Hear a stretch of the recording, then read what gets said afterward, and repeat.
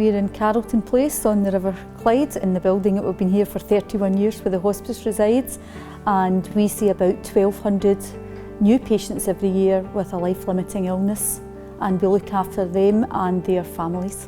When you walk in this front door it just feels like a big house, and that's the staff who are very hospitable make it feel like that, and what we want to do is just to make people feel as comfortable as possible.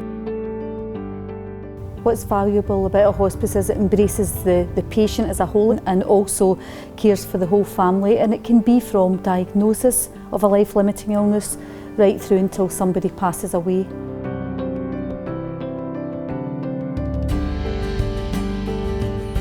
It opened in the 1980s, and of course it's got a royal connection, so there's a great ownership of the Prince and Princess of Wales Hospice by Glasgow City Council, because they actually gifted it to the royal couple as a wedding present, and that's how it got its name.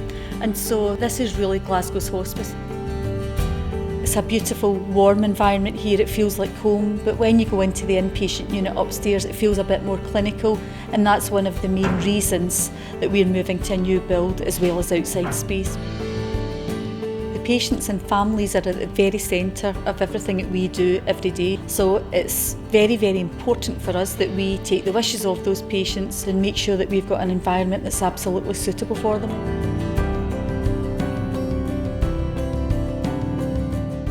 You're scared, they're really scared.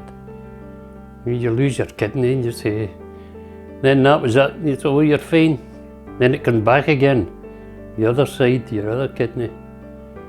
And I panic again. The counselling has done a lot for Bill and I. Really, we wouldn't have been here today if it hadn't been for that counselling.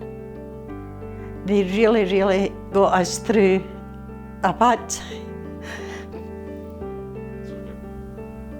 I knew that it wasn't going to end well. You know, I was well aware that it wasn't going to be long until my mum had passed away, and I just felt as if someone had just ripped, you know, my insides out. But very quickly understood that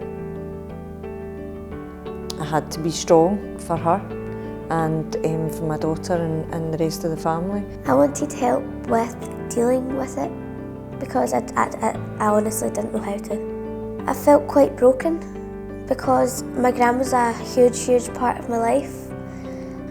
But when I came to the hospice, me and my mum were told about the Butterfly Project and about what it does for children.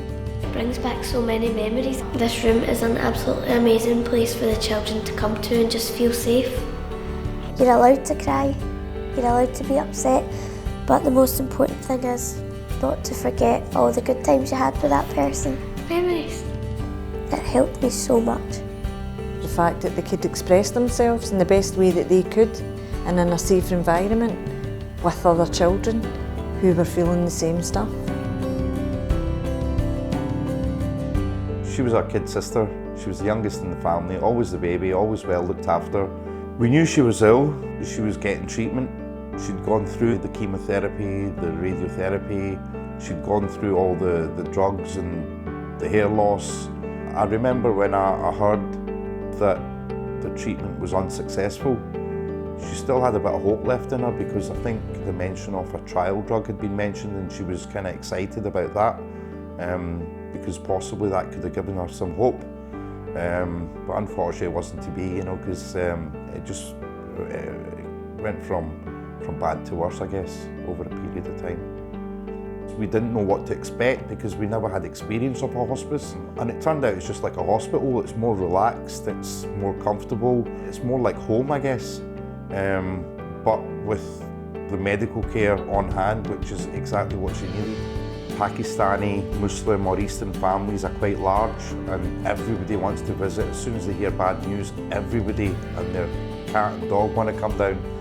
Sometimes there was a dozen or so people in the room, even standing, people from all over that we hadn't seen for years and years, you know, and it was good to spend that time there with her. If we had more space, I'm sure we'd be able to fill it, and there'd still be people standing, you know, and it was just brilliant.